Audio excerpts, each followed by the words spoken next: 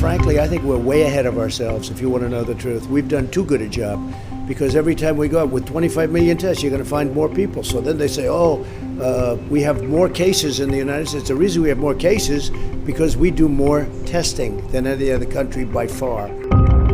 The Attorney General was taking the lead on this matter. He did come to the president and report to him when Mr. Berman decided not to leave. And at that point is when the president agreed with the decision of the Attorney General and to fire Mr. Berman and to promote Mr. Clayton. So he was involved in it then? He was involved in the sign-off capacity. He was not, AG Barr was leading the way, but in a sign-off capacity, yes, the president was. Hey everybody. Welcome to the McRae Podcast. I'm your co-host, Jared Yates Sexton. As always, I am here with my loyal co-host, Nick Hauselman. We're coming in this week on the heels of, what can only be called a disappointing Donald Trump rally, the beginning of the Trump 2020 campaign in Tulsa, Oklahoma, which saw Donald Trump speaking to, I don't know, maybe a half-full arena, rambling on for many minutes about his ability to walk down ramps and drink water from a glass, which we need to talk about. But it certainly felt like not just a loss, but like a demoralizing moment in Donald Trump's political career. What do you make of it, Nick? It's funny because they're trying to explain how this all happened, and there was this whole movement about the TikTok teens who were registering a lot and blowing the numbers up, which I think is true. I think that actually does have an effect, but it doesn't really explain why there weren't a lot more people there, because there was unlimited RSVPs. So if these diehard Trumpists wanted to go, they could have gone, and they would have been part of the whole outdoor area if they wanted to. So I do feel like the warnings about COVID and the feelings that we have, aside from whatever tiny percentage of people who want to think that Jesus' blood is protecting them, really I think have a sense that this is not a safe thing to be doing at this point, especially in Oklahoma, especially in Tulsa. So is that positive? I think it is. Yeah, I think the thing I walked away with it feeling is that the God Emperor has no clothes. It was obvious that Donald Trump has no momentum whatsoever. I mean, I joked about it in a post on the Muckrake today. Like, he drank water and the crowd started cheering 4 more years. And the truth of it is, Nick, him drinking a glass of water might actually be his biggest achievement as president of the United States.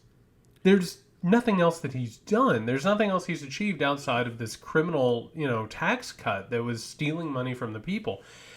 In terms of what happened and how it occurred, like all politics, it's a little bit more nuanced than that. So the TikTok teens, which sounds like a reboot of like the Muppet Babies, I love it. Like, greenlight that thing, get it on TV.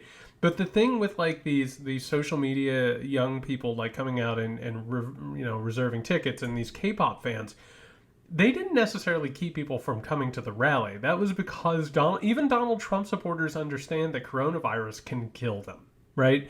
And on top of that, like, what it did was it exposed that Brad Parscale, who is the campaign chief for Trump, is a moron. Just a blathering moron who got online. I was talking about this last night on a live stream. He got online and bragged about, like, we've gotten 1 million ticket requests. And everyone's like, dude, you're getting trolled. You just hired expectations. And anybody who's ever been on a campaign understands you lower expectations and then hurdle them. That way you have a victory in everything. But he's incompetent. Trump is incompetent. And what we saw here was we saw a duck dead in the water is what it was. Like, this is a person who has no actual claim for re-election and wanted to do this because he is addicted to attention and is a broken man. I mean, he's going to get people sick, and it was a dangerous stunt, and it failed. I mean, all the way around, it's just failure. He stinks of failure. Well, we should talk about Brad Parscale for a second, because I like that you brought him up in the sense that, yes, he violated all of the, any kind of event planning business would tell you, you don't want to announce such huge crowds because you're going to depress turnout. People are thinking, it's too crowded. I don't want to deal with getting through the lines. I'm not going to go. You want to make it seem like, we're going to offer a special deal. Like, you might have a chance to meet the president if you come this way, and all these different things, which they usually are pretty good at doing. So they've also polluted the data set, because if you remember, he tweeted out out saying that he was bragging about, this is not an event to him. This is not a movement. This is an opportunity to take data and mine it and use it later. But he's completely, they're going to have to throw out all of that data. And I was reading someone's who's in this business was saying, I hope that they can go back in time to remove it cleanly, unless it's already polluted. Now they're going to have a million these registrations, most of which or a lot of which are just garbage and are not people they're going to want to market to. But the other thing I want to talk about with him is that he came out of nowhere with this little dinky website design company and was somehow the architect of the most sophisticated micro-targeting campaign we've ever seen before. And I do feel like, if we're going to take at face value what you're saying as far as how an idiot he is, which it really does feel that way, there was no way in hell he ever could have pulled off what they said he did in 2016, which then completely just keeps lending credence to this notion that the Russians were the ones behind all of it. Well, let's start with the 2016 Trump campaign, which is actually one of the things that is really under-scrutinized. And we spend all of our time obsessed with Donald Trump as a culture and talking about him and parsing these things out and doing whatever. In the meantime, the story that doesn't get told and doesn't get examined is that the Trump 2016 campaign was a disaster in every way, shape, and form. They were terrible at running for president. Whenever I talked to the people, when I was covering the campaign in 2016, everybody involved would tell me, like, this is a total shit show. No one has any idea who's in charge at any given time. And they did all these things wrong. So actually the ground game, so to speak, didn't exist. Like, and this is like one of those weird things, right? Is you would go around with the campaign and you would go to these towns that were considered like Trump towns, right? And there were no Trump signs. And by that, I mean like yard signs, you know what I mean? And like campaign materials. What you would find is that people who supported Trump would make their own, right? They would like put up a thing in their yard where they would make their own Trump sign because the campaign couldn't get it to them. What actually happened with the 2016 campaign was a confluence of things. It was the collusion that you're talking about. It was data mining and, all of these really bizarre violations of privacy and personal information. And then on top of it, it was a cultural movement of rage that pushed Donald Trump over the finish line. It's not like this guy's the genius that everybody makes him out to be. He's not playing five-dimensional chess. He's eating the chess pieces is what's happening. And what you just said is exactly right. This Trump campaign right now doesn't work because what they need is they need a figurehead like Hillary Clinton to go after. And if you watch the rally, anybody who's listening watch the rally, the people there could not get up for hating Joe Biden. They were bored about Joe Biden. And the entire campaign message is, well, Joe Biden just is slipping a little bit and the liberals are using him. Well, what's that? Like, the cultural rage that got Trump elected in 2016 was Hillary Clinton, misogynist hate, and 30 years of conservative propaganda. And, that whole like deep state, bullshit. Well, what happened is you've seen now they don't necessarily have the cultural rage to push him over the finish line anymore. They just had 4 years of an exorcism of cultural rage. They can't get angry about a country that they've had control over. And so it's just dead in the water. I mean, it's just a total debacle. Well, I think I don't know if we talked about this before, but the Republican platform, which they are so lazy, they won't even rewrite it. They copy and paste it. But it's kind of apropos because it directly criticizes the administration, which is themselves at this point. And so it's kind of like when you do a parody, like a movie that's supposed to be spoofing another kind of movie, and it becomes the movie that you're trying to spoof. And ultimately they've become the administration that they've been trying to like rage against in a lot of ways. Certainly to enough people now where that's what we get result is this low turnout, because it still feels like this. And again, I hate to get into the feeling, the anecdotal notion, but there are a lot of people in America who don't want to believe that this coronavirus thing is a real serious threat that would impede them from going to Tulsa and actually going to the rally. So in my mind, what this is saying overall is that, his base is eroding. It is getting smaller. It is contracting. It might be a little bit on the margins, but it is contracting enough where the fear becomes is what is he going to do to try and reclaim those fringes and, win by the squeakiest of margins like he did in 2016.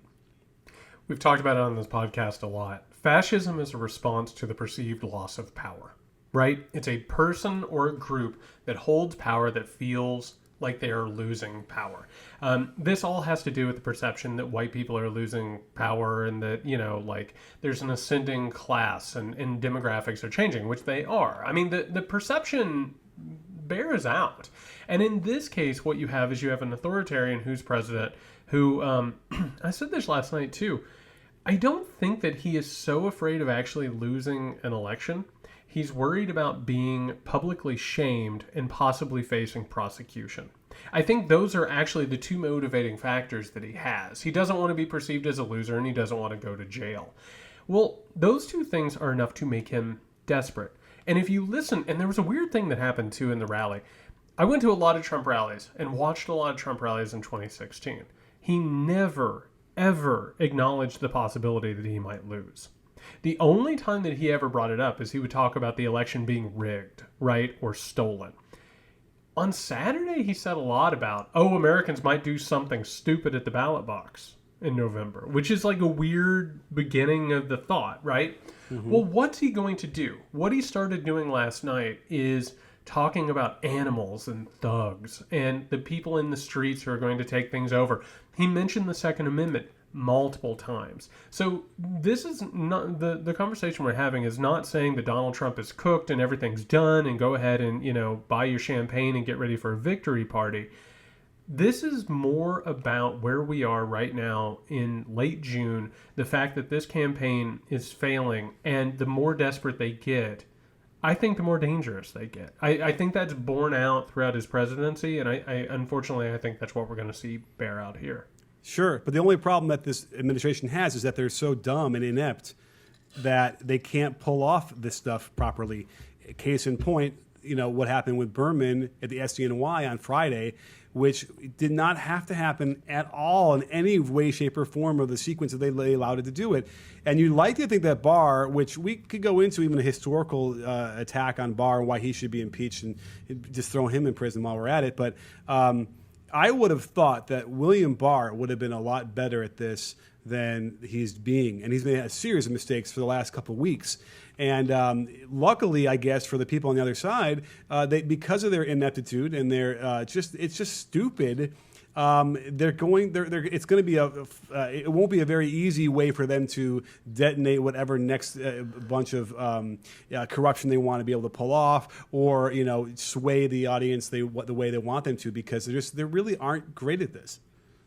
So I may be the only person talking right now and listening to the podcast who would be interested in reading a book about the history of attorney generals in the United States of America.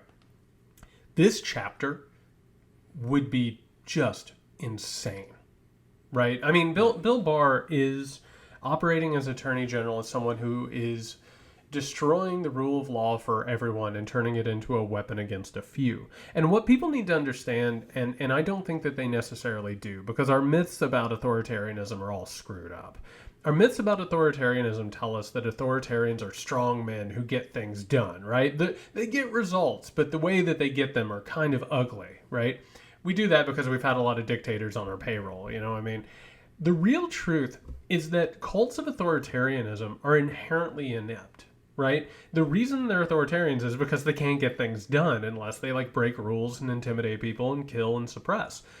Bill Barr and Donald Trump, when you get in that small little inner circle, they are so certain that they can get away with their things that they don't cover their tracks, right? It's like a kid learning to do math. You got to show your work, man. And they don't. Because there's with Bill Barr, he truly believes that he's carrying out the work of a benevolent, all-knowing, omnipotent God. And as a result, anything that he does is beyond question, and it will work out because he has this all-knowing, omnipotent God on his side.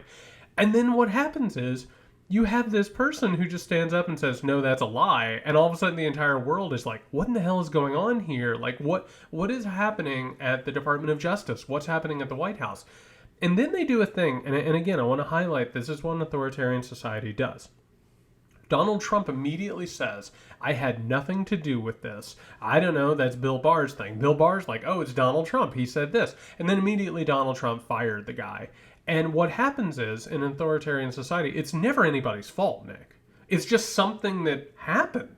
And you can't track down how it happened or what somebody did. And so the blame just sort of circles around until it dissipates like so much smoke. And that's what happened in this case. The guy made it very clear. And it was almost like... It's almost like, it was night in America and he shot up a flare. And everyone's like, what the hell was that? And it like really drew eyes onto this thing and made it clear what was happening. Well, let's pull this apart because what happened on Friday was Bill Barr meets with Jeffrey Berman, the United States Attorney for SCNY, the premier prosecutorial outfit we have in the country, and also wait, what's he working on, Nick? What's he doing? Where should we what's begin? he up to? He's investigating Giuliani. He's investigating Turkey and violating sanctions with them in Iran. He's investigating Trump. He's really just investigating Trump, and he put Michael Cohen behind bars. So here's the problem. That office is one of the bulwarks against Donald Trump's criminal regime. Period. It's right. like people don't understand it, but that is like the outpost that is trying to fight this thing. Right, and Bob Mueller pretty much put all of the cards into SDNY, basically, is what he pretty much did. He punted enough things to them. We probably maybe shouldn't have, but maybe Barr ended that investigation earlier than we all know. In either way, so a couple things. First of all, the Department of Justice should never be in such cahoots with the White House as it is now. Never. Not even the appearance. And this is sort of the foundation of what a republic is or what democracy is. And what the authoritarianisms and governments look like are when the Department of Justice does the bidding of the president. And that's exactly what's happening now. It's a weapon. Yes. So let's go back to on Friday night. So here's the weird thing is Barr meets with Berman and says, hey, well, here's 3 other jobs you can have. One's even a step up if you want to take it. Berman's like, no, I'm good. I like what I'm doing now. So it's just a press release saying that Jeffrey Berman resigns. Now, Jeffrey Berman doesn't know this. He hadn't heard about this. And so if you saw his response, it was pretty much a double-fingered salute right back to him saying, I hadn't heard about me resigning until I saw some press release, and I'm not going anywhere because I got to make sure that these – and by the way, you can read in the code here. He's like, I have to make sure that these cases are overseen properly, which is interesting because when he first was appointed, it was a little bit of a concern that he was going to be a Trump guy, just like Barr was.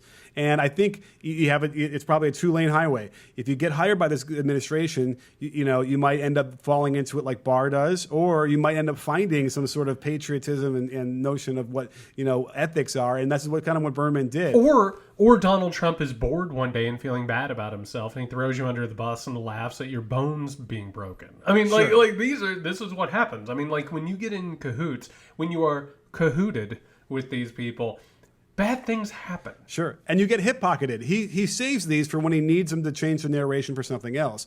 But this one, the timing is interesting because Bolton's book came out and had just illustrated that we talked about it last time. But, the one thing that seemed to, make my spidey sense tingle is the notion that Turkey was violating the sanctions against Iran, and that we have Trump saying to Erdogan, I'm going to get the people out of the SDNY and put my own people in. We'll get that whole case to go away, which I had said in the last podcast was the impeachable offense. That was one, which also leads me to wonder, where is the readout of this call? Did they bury this call in that same server that's not supposed to be reserved for calls like this with the one they did for Ukraine's call and even the President Xi's call with China? I want to see these readouts. They're going to have to subpoena those. They need to get those out. We need to see Trump's words and read them. I really want to make sure, because obviously if that happens, that puts so much more validity to what Bolton's written for everything. Isn't it odd? And listen, I'm not going to draw conclusions here. And I say that meaning I'm going to draw. I say that meaning I'm going to draw conclusions. Isn't it weird that since Trump took the oath of office in 2017, he has poisoned every alliance and treaty and relationship that we have made and constructed with other liberal democracies around the world, while going out and assuring Russia, which, by the way, you don't have to be a conspiracy theorist, this is all on the record, by assuring Russia that, he would get rid of restrictions against them by, oh yeah, that's right, covering for the murder of a United States journalist from Saudi Arabia, and then engaging in God knows what kind of blood money with them. Going to North Korea and flirting with Kim Jong-un and just openly like lusting after state-run propaganda and the ability to kill your enemies, covering for Turkey and backdoor dealing with them constantly, trying to dig up, election interference in countries like Ukraine. And then on top of it, it's just like every single authoritarian in the world has gotten his approval and tacit agreement on whatever they want to do. It's almost like, Nick, and I don't want to draw conclusions. Don't do it. It's almost like this person is a fascist authoritarian who, by the way, told China to build concentration camps, but that's neither here nor there. It's almost like he is a fascist authoritarian who has changed the alignment of the world order and made America on the wrong side of history. And what you just talked about, and I understand there's some people who probably are rolling their eyes and they're like, why are we talking about a prosecutor right now? And why are we getting into the nuts and bolts of it? This is how the peanut butter gets made. This is how you do this. Like, they are literally sticking their noses into situations they shouldn't. Like, and you just said a while ago, you're like, the Department of Justice should not be working with the president like this. They shouldn't be working together at all. They're supposed to be completely separate. And instead, you have Bill Barr running around as like a de facto vice president with legal powers. It's bizarre. And you can't fully understand how bad this is until you understand what happens down that road. You're exactly right. This has everything to do with Giuliani, Ukraine. This has to do with election interference, Turkey. It's so much disgusting, rotten matter that you have to understand how we get here to understand where we're going. And it's nowhere good. It's nowhere good. I mean, I'm old enough to remember that William Barr traipsed around the world meeting with heads of our allies trying to find dirt that would discredit the Mueller report, of which he found nothing, wasted all that time and money, probably just to make it look good for the boss. This is who we're dealing with. And, there are people who want to say that Barr ends up being more dangerous than Trump. That might be true. I mean, listen, you gotta. Hey, listen, these are some nice people we could talk about. You got Barr, McConnell, Graham, but there's some guys who are vying for that top spot alongside Trump. And this is the question I have, I guess, is how close are they at this point? I think the election in November solidifies the authoritarianism that they're looking for. Don't you think? Well, again, to go back to what I was saying about the rallies, Donald Trump has a natural advantage in that the Electoral College, which was built into our government as a means to advantage slave states and authoritarian rule, it gives him a natural advantage in any contest. He could still win, and God knows that. They are not above stealing an election. They're just not. If somebody said last night, I did a live stream, which I've been doing on Sundays. Somebody asked, they were like, who do you think will be the GOP candidate in 2024? Right? Like, who's the next person on the block? And what I said really scared me because I believe it, which is if Donald Trump wins re-election and survives to 2024, I think it's Donald Trump. I think that's what happens in this whole case. Or you start seeing, the ascendance of somebody like a junior or one of those people. People need to understand, authoritarians get in power, they don't leave willingly. They don't just get up and go and say, good job, everybody, what a great campaign. Like, the idea that he's just going to accept defeat, I don't know how to wrap my head around that idea. And then on top of it, the idea that he wins, a president in their second term just acts. You know what I mean? Like, they'll throw stuff at a wall and see what happens. And this guy in particular, I mean, if he wins, it's going to be a wild ride. And I think your instincts are exactly right on that. I mean, people like Barr's not going anywhere. Pompeo's not going anywhere. This whole creep group is just, they're gonna do as much damage as they possibly can. And remember, there's only 5 months before the election. It makes no sense to wholesale just replace the SDNY, the head of the SDNY, unless they're on the verge, right, of getting somewhere and announcing something. Now luckily they went to the right succession at this point, where the deputy is going to take over Strauss, versus what they wanted to do is have the the state attorney from New Jersey take over, which violates the law because he's not within 20 miles of the SDNY in and of itself. Like, that's how stupid they were. They couldn't even nominate a guy that would be eligible anyway. And then the guy they want to nominate for the process has never been a prosecutor. So they're trying to tell us, now again, maybe a lot of the people who support Trump simply don't care or don't want to understand these things, but you cannot appoint a non-prosecutor to the most prestigious, most important district we have for prosecutions in the country. It makes no sense. But by the way, neither does appointing so many of their judges who either don't have experience as judges or are so poorly rated that they should never be anywhere near this nomination process. This is the other thing. So this is all like five fingers on a hand, right? A lot of these moving parts that all ended up getting connected. And that is another reason why, yes, I feel like this election ends up being about that. And if they win the election, then I would fear within the next 4 years, what you've been warning about will happen. And I don't know about what's going to happen about how they react to losing the election, but I am certain that they will call into question the veracity of the results based on mail-in voting. There's no question in my mind there will be some shouting about that, and how loud it will be is unclear. It's already started.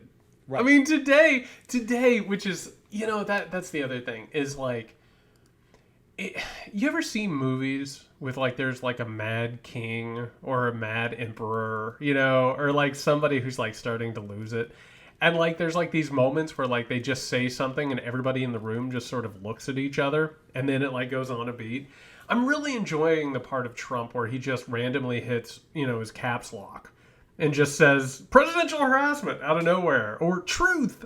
And today it was, the claim was that foreign countries are going to print up mail-in ballots.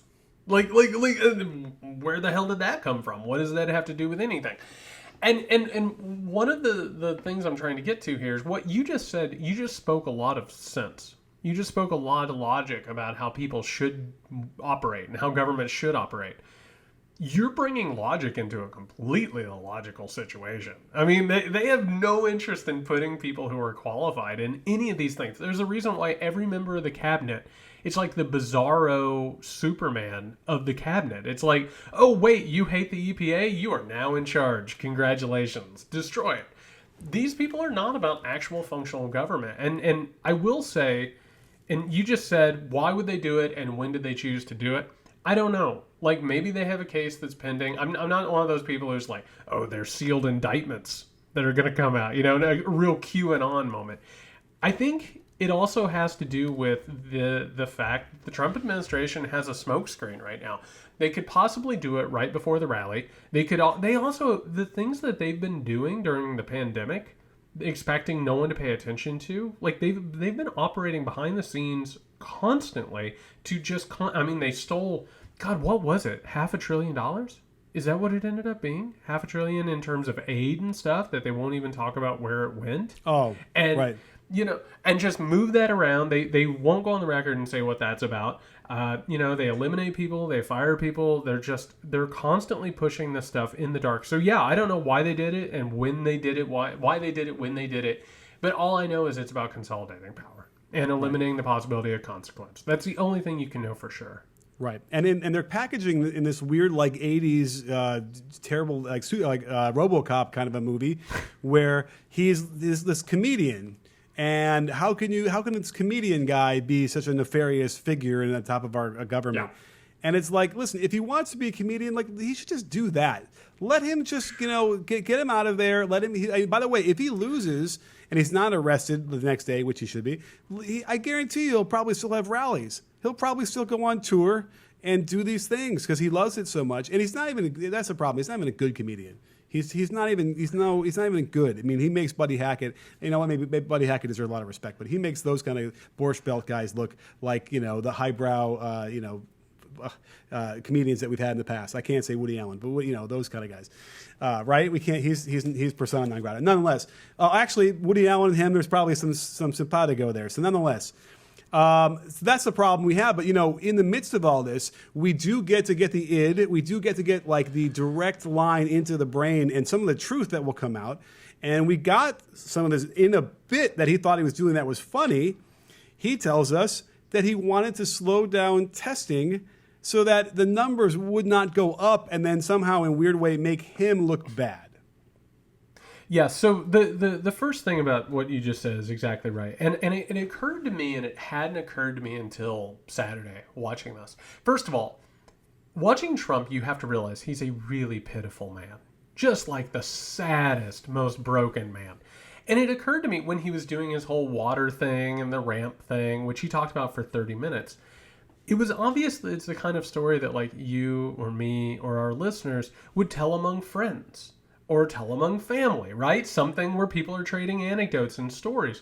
Well, he doesn't have family and friends and people that he's close to. He has to go in front of a rally with a couple of thousand of people who don't know him, right? And he loves that. That's what it's all about, is this addiction that he has, which, by the way, is probably going to spread coronavirus among his supporters and probably take a few lives. But we don't need to talk about that right now. What you just brought up, and he said this during the rally, he thought he was being so funny. Like, he really did. And he said, like, we've done too many tests, and that the numbers go up because we're doing such a good job testing, which is such an Orwellian line that this administration has been pushing, right? The press secretary did it today. It's like, well, the numbers are actually proof that we're doing our jobs well. So congrats. But he said in an anecdotal manner, he said, I said to staff, slow the testing down, please. Which, by the way, would mean that Americans would not find out that they had possibly a deadly disease, right? And it could possibly spread and get worse. At best, that is a problematic statement. At worst, that's killing the American people for your own political purposes. Well, then the administration comes out and says, oh, it was obviously a joke.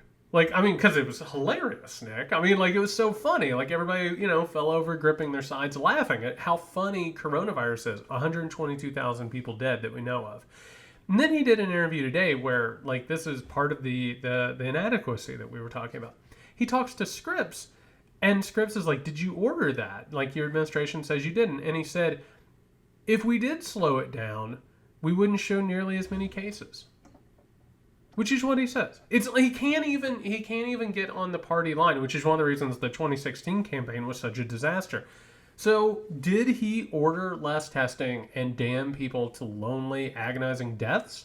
Or is that what he finds funny? And either way, by the way, is damning. But I think he ordered the slow down a test. I think that he is incapable of not expressing the truth in that regard.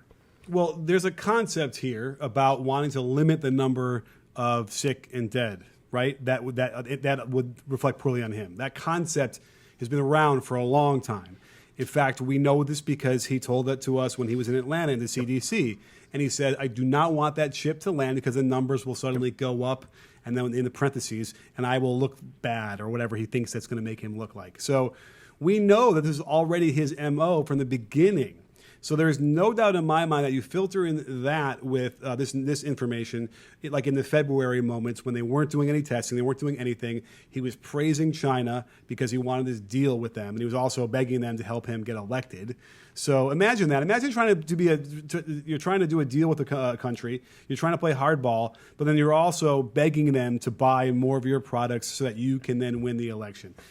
That's how broken, and he's like Willie Loman. He is, but real fast, something you just said actually connected in my head for the first time, and it's bizarre. Like, it's really, really bizarre. Wait, something I said is bizarre. No. It's something that I had. It didn't connect the dots, but the way that you said it just brought it to fruition. All right. So you know how like all these people talk about the deep state and how there's like all these cabals and there's like secret meetings where like the powerful are talking about oppressing people and how to consolidate power and stay in power. That's exactly what he did when he talked to Xi Jinping. He said, oh, absolutely, put your people in concentration camps, but you and I will help each other to maintain power. Like it's everything that he is. I mean, obviously we know he projects this stuff, but it's never been more black and white than what you just said. What we found out is while he's out there like rallying against them, we have on the record now explicit proof that the conspiracy that he has been using for political purposes is a conspiracy that he's trying to create. Like, he's actively on phone calls trying to carry out the conspiracy that he's out there, like, banging a podium about. Which is just, I think I knew that, but I haven't been able to put it in those specific terms yet. Like, that's bizarre and terrifying and dangerous. I mean, that could be the title of this podcast.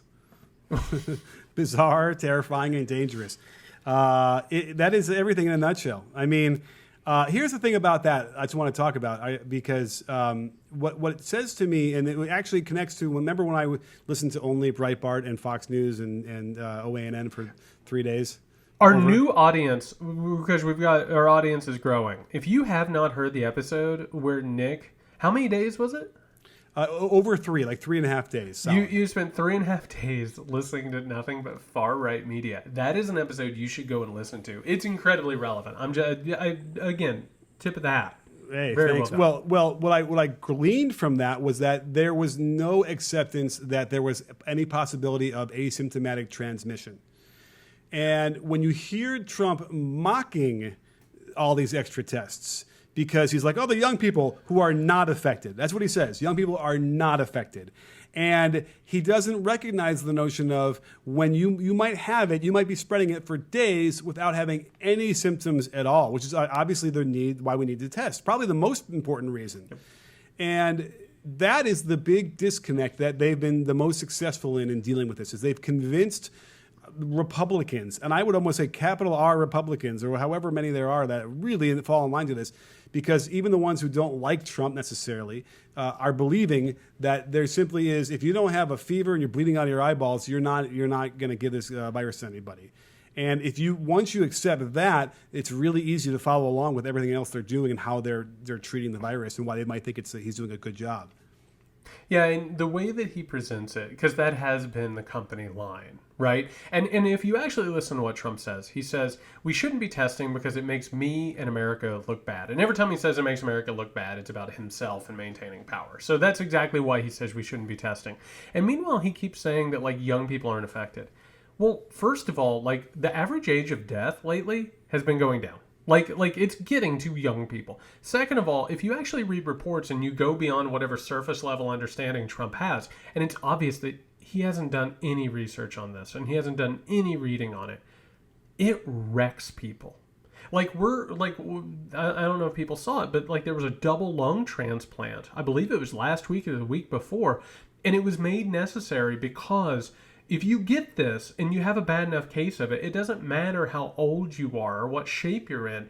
It will destroy your lungs. And there are all kinds of doctors right now who are coming out and they're saying, listen, you don't understand what this is going to do to people in the future. It's going to lower their lifespans in the future. It's going to lead to chronic problems. It's going to lead to more and more lung transplants and more of these procedures. And it's obvious he doesn't get that and doesn't care, doesn't give a shit. Like, that's who he is. He has no ability whatsoever to care for other people. And what he's been doing is, like a virus in and of itself, he is spewing so much disinformation, and it's just continuing to fester and fester with his supporters. And I listen, the coronavirus right now is still going strong. We were talking about it before we started recording about like what that means and how it's working or whatever. It's June 22nd as we're taping this. I live in Southeast Georgia, and let me tell you what, it is hellaciously hot out, right? We've talked about the possibility that it might, swoon in the summer and come back in the fall. We're still in a first wave, and this first wave isn't going to break. We're not going to have I think when we first started talking about this on the podcast, we talked about the possibility that maybe in the summer we might have like a quick renaissance of civilization where we go out and see each other and like we're like, well, maybe we'll have to like quarantine again in the fall. This is ongoing. It's ongoing, and it's because of a lack of leadership and a total rejection of any responsibility or understanding by Donald Trump. This is his legacy, and it's one of the reasons why he's having a hard time finding any sort of momentum for his campaign. He talked about this before as well, when he thought it could just wash over the country and we just kind of get through it that way. And again, you have to believe him when you hear him say certain things. He's telling us right out in the open what he wants and how he wants this to happen. And my fear had always been that, and we've already seen this, the slight rebound of the economy when everything opens up. And then when it has to shut down again, and it really sort of feels like it's going to, that's like the last death rattle where you go into complete cardiac arrest for the economy. I talked to a couple friends who are in the economy business, and they were all very impressed by what the government has done to prop it up and avoid disaster.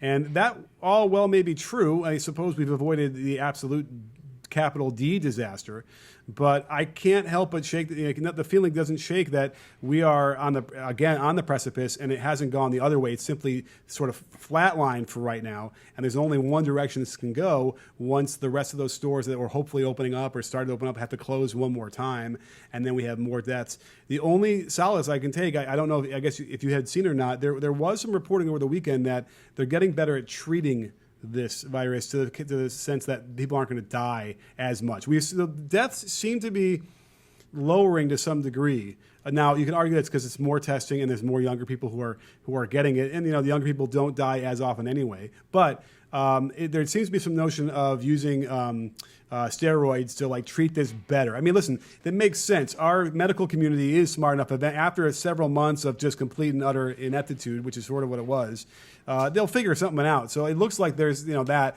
Plus, what is the death mortality rate? It's 95% where you survive. It's 5% or something like that, right? 4 or 5, 7%. So I'm at the point now, honestly, Jared, where I'm like, why can't I just be one of those 93% that's going to survive? I honestly feel like that at this point. It's been so long, and we've been cooped up. And if I'm feeling that, you can only imagine how a lot more people are feeling. But it's like, why can't I just be one of those people? Now, what you said was right. It shreds your lungs. Even if you survive, you might have permanent damage for the rest of your life. So I shouldn't be saying that. But I have a feeling that there's clearly a big push for that, and that's what Trump is capitalizing on.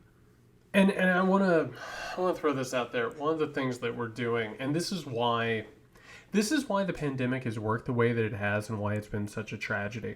Right now, we're talking about this from a helicopter level, right? Looking down on it and saying numbers here, numbers there. What we're not talking about is reports that nursing homes are taking their people who might possibly die in their businesses and rolling them into the streets and taking them to homeless shelters. We're not talking about particularly people of color who are being evicted from their homes. And as they're being evicted from their homes, not only did their mortality rates go up, but the possibility that they might be exposed to coronavirus goes up as well. This is a rolling disaster in every way, shape, and form. And what you just said about feeling cooped up and with all due respect and affection, it's kind of crazy, right? It's whatever. I guess this is. I'm going to go out and live in this thing. That's what drives people to bars. That's what drives people out and about to restaurants. That's what drives people to go to, half-full Trump rallies in Tulsa, Oklahoma. I think everybody's feeling that because this is really hard. We're not used to this. We're not built for this. And I think it's making people, and I guarantee you, if Donald Trump wasn't president, if somebody else was in charge, it wouldn't feel like this. Because one of the things that Americans do is they think that they're not affected by outside things in terms of psychology and influence. The president changes how the world feels because they're so ever present and their message is constantly going. His lack of leadership and lack of consistent information or messaging makes all of us feel insane and makes life go up and down. And this week it might be getting better. Next week, all of a sudden, everything's on fire. It's all because of him, which, again, there are plenty of reasons not to vote for him and to vote against him in November. Number one, he's an unhinged madman who shouldn't be president, and, he could possibly plunge us into an authoritarian nightmare. The other thing is we need something like leadership, something. And we're not getting it from him. We're not getting it from a lot of our governors. We're definitely not getting it for Congress. We need something better. That's period. We just need something better. Absolutely. I mean, I was talking to somebody this weekend about how they didn't vote for Obama. And I told them, I said, I would have held that really against you for voting for McCain or for Romney. But I got to tell you, I would take both of them in a heartbeat. And you know what I mean? I would have taken any of those guys over what we have now, and would take anybody else from the Republican Party at this point too. Sadly enough, but yes, the only focus we need to have right now is he needs to get out. But I said this to Walter Schaub, who was the ethics czar before they forced him out. I think he was saying the same thing. They have to prosecute. When he is out of office, they have to prosecute Trump. We have to have some way, because I know that Ford had said the country needs to heal and move on, and we're not going to prosecute Nixon. And that might have well been true because the Vietnam War was still so fresh. But this thing, we need to thwart this kind of behavior from happening at any other time in the rest of the future of this republic. We have to punish him to the fullest extent of the law. Otherwise, it will happen again, and it'll be even worse. If he is not punished, what it tells future people, and listen, this is dire, but I only say it because it's true.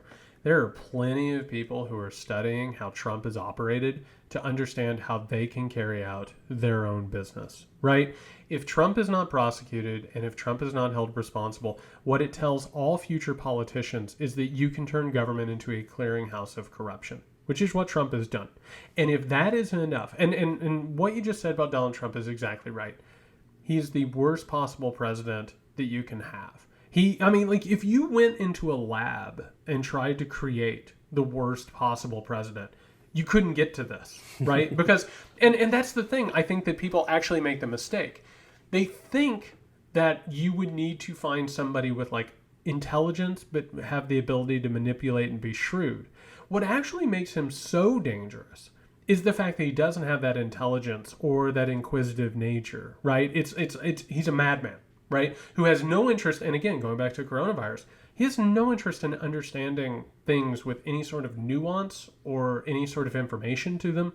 And so as a result, you're going to have people following him who are going to reverse engineer what he's done to try and carry out ideologies, which is one of the things. Trump's only ideology is the empowerment of self and profit.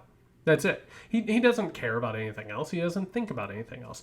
There are people out there who are more than willing to reverse engineer this thing and carry out really, really dark fantasies and really, really dark ideology. So you're exactly right. He needs to be punished. It needs to be called to account, and that's just the end of it. But what you're describing are the people who are watching this would do all those things and worse, but under the sheen of a normal-looking president. They're not going to rage tweet. They're not going to have these rallies where they say these horrible, racist things. They're going to be the opposite. They're going to say the nice things. They're going to make it try and sound like they're bringing everyone together. That's what my biggest fear is, because there are enough malleable people on the other side who would be really swayed. And you know what? There are probably Democrats and progressives who could be swayed too by that kind of nefariousness. And that's what really makes me worried. And then again, it's like, maybe that's how politics has been the whole time. All politicians lie. They say these things. Listen, Jimmy Carter probably was the only president we've ever had that really, I honestly feel, was earnest in his desire to help his constituents. You know what I mean? I feel like he was the last guy. Bill Clinton took Jimmy Carter and took Reagan and then put his sheen on it, which was nice. But he certainly had those issues. You could even criticize Obama for a lot of his policies, which were sort of Republican recycled stuff too. But Carter, to me, was like the last guy. And look what happened to him. And so I don't even know if we'd ever get back to something like that. But man, that sounds pretty nice. Yeah, we've talked a lot about Carter and that fact and the idea that he didn't present the presidency that people wanted, right? He wanted to have mature conversations with people. I think up to this point, you've seen presidents who have been earnest, but the question is whether or not that earnestness gets put within a machine of control and manipulation, right? Donald Trump, I would have to go back through. Donald Trump has to be a really special case in terms of a president who doesn't even begin to understand the concept of patriotism. There's not even the ability for him to think about that.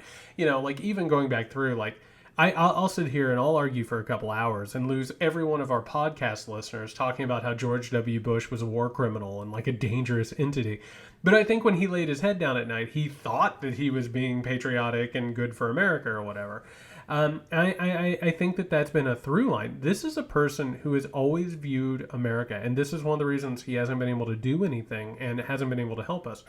He's always viewed America, going back to one of your favorites, John F. Kennedy, he's always viewed America through the lens of what can America do for me? It has nothing to do with what can I do for America, because America is just an idea for him. It's like a slogan that you can sell used cars with, or I don't know, get people into a Taj Mahal casino that you ruin and lose all of your money in, right? This guy is all about this marketing idea that has nothing to do with taking care of other people or moving us forward, and that's why he has no interest in fighting a thing like a pandemic. No interest at all. Well, the W that you bring up, I'm glad you brought him up, because he was one of the guys who kind of began the notion of the presidential daily brief and not really wanting to listen to it and hear it. They kind of had a hard time keeping him focused on that. So that reminds me, because certainly it's what we hear about Trump, and it makes this weird connection in my mind where when I was teaching, like I taught English for a year in high school, and I did the name game where we'd all sit in a circle and you had to say your name and say the person next to you's name and then your name, and then the next person had to say the first three names and your name. And I would always be able to predict almost 100% what the grade would be based on their performance in that name game circle thing, right? Because you could see there's focus, there's memorization, there's all those things. I almost feel like we could do the same thing with the presidential daily brief, and they should have these things while they're running and have them and just monitor how they react and how they can comprehend people giving them briefs. Because if you can't even do that, then you can't do the presidency. But I think it's also about empathy too. Like when Donald Trump gets a Donald Trump gets a briefing, and let me tell you, I'm an academic. I'm a professor. Nick, I have been in some meetings. You know what I mean? Like I've been in meetings that have went on hours beyond where they needed to go. I have sat through some stuff. But you know what? The moment that my mind has ever started to wonder, I remind myself of like my students. I remind myself of the people that I work with, and that I have a responsibility to be present and know what's going on because I have a responsibility to other people, right? Mm-hmm. I might miss something that could help me or help others. Donald Trump has no interest in that because he just wants to get to the business of being Donald Trump. He has no interest in protecting us. He has no interest whatsoever in taking care of our problems. There's a reason why he hasn't even tried. We have a person who thought being president would be like a ceremonial position, you know, like a mascot who came out and maybe shook a couple of hands or whatever and then danced. He has no interest in the actual thing, which, by the way, makes it all the more tragic. He's campaigning for a job that he doesn't want to continue doing. Like, he's miserable. If you look at him, he's a literal miserable human being. The only good part about this is that he's addicted to attention. And anybody who knows anything about drugs know that they have a law of diminishing return, right? He loves becoming like the sole focus of America. That's the best part of it for him. He hates being in these meetings. He hates having to sit through briefings. He hates having to think about this stuff, and so he doesn't. He doesn't even want this job, but the reason that he keeps campaigning is he doesn't want to be humiliated publicly, and he doesn't want to get prosecuted. And that brings us back to these rallies. Like, he can't even get up for the job because he hates the job. He literally hates the job. And just like addicts of all stripes and shapes and sizes, it's not enough. It continues to not be enough. So whatever attention he's getting from the public he needs more and more, and it has to continue to rise. So that's why it was kind of delightful to see such a horrible turnout. They did a flyby. Air Force One, hey, Mr. President Trump, you're going to see all these people rallying around, and they get there and they fly around and let him see, and there's nobody outside. They had to break down the outside stage because there was nobody there to watch it. They couldn't get enough people to go inside to fill, half the damn stadium. So, it only makes me worried because I think being on this side of the administration, you want to see him suffer, right? You don't want to have to see him continually win, whatever he thinks winning is. But the fear has to be that these are the moments that will push him to do something even more outrageous that will, compromise our national security. That's the real fear. Well, and it's something just occurred to me that, again, hasn't occurred to me until right now. What Donald Trump wants to be is an ex-president. Like a person who comes out and shakes hands and takes pictures, and everyone calls him Mr. President, and then he goes over and does whatever, and maybe he gives an unhinged speech that CNN talks about for 2 minutes. That's what he really wants, right? And I'm sure that if somebody came up to him and it was like, "There's no shame in losing an election. you won't be a public pariah and you wouldn't be prosecuted, like he would probably go ahead and let Mike Pence, campaign for 2020. I actually think that would be true, but he's also been a criminal this entire time. And going back to what you just said, that fear, he's more than willing to take America to the point of the abyss. I mean, we saw that with the Bible stunt. We've seen it with his rhetoric. We've seen him inspire terrorism. We've seen him, lead us to the brink of World War III just for posturing, like multiple times now. So yeah, like it's like a really Shakespearean thing. If Donald Trump knew what was good for him, which he doesn't, because if he did, he wouldn't be Donald Trump, right? A broken shell of a man. If he knew what was good for him, he would just go become an ex-president, because that's what he wants. He wants to hang out at the golf course and shake hands. But the truth is that, like, whatever is broken in him, which is pretty much everything, keeps pushing him to go after something that he doesn't even want. He has to know deep down he's terrible at it, and he has no interest in continuing to do it. So it's a really bizarre Shakespearean thing. So, all right, well, we have jumped around and rolled around in Donald Trump's mind for long enough for today, I got to tell you. Thank you as always for coming and hanging out with us. We really, really appreciate your support. It's been so really, really gratifying and lovely lately. Like a lot of comments, a lot of shares, all that stuff. We've appreciated you reaching out. As always, what we need, and people keep asking how to help out, keep sharing, keep liking, keep commenting, subscribing, rating, all that good stuff. It actually helps us, and it has helped us build a huge audience. That word of mouth stuff and the algorithm stuff actually does help. And thank you again for hanging out. We appreciate it so much. Until next time, you can find Nick at Can You Hear Me SMH. You can find me at JY Sexton. We'll be back, hopefully not having to do any emergency things and talking about big things. We'll be back on Friday. Until then, stay safe, everyone.